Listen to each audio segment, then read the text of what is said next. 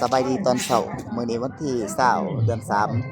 2026มาเด้อพี่น้องผู้ใดอยากได้ปลาแอมทาบ้านนากระสัง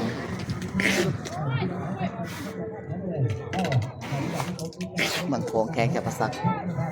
เช้านี้ก็พาพี่น้องเข้ามาติดตามเบิ่งปลาว่ามื้อนี้มีปลาหยังแหน่ปลาสิได้แหน่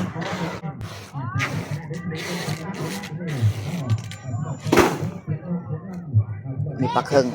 ปลาเพีย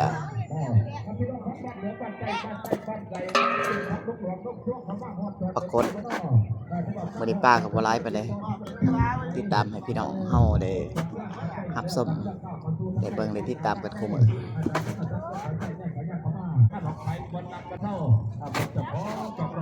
ถ้าอยู่รวมจะไปพ้องไว้แต่อยู่เป็นกองขึ้นมาเป็นปลาตองล้างหน้าไป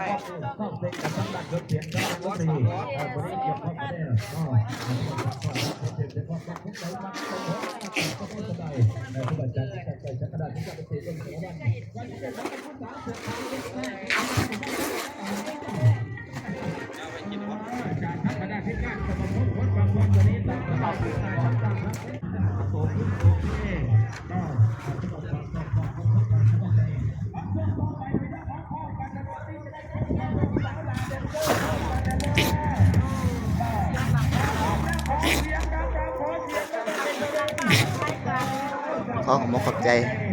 สำหรับผู้ใดเห็นแล้วก็ฝากไลค์ฝากแชร์เป็นกำลังใจให้เด้อพี่น้องเด้อ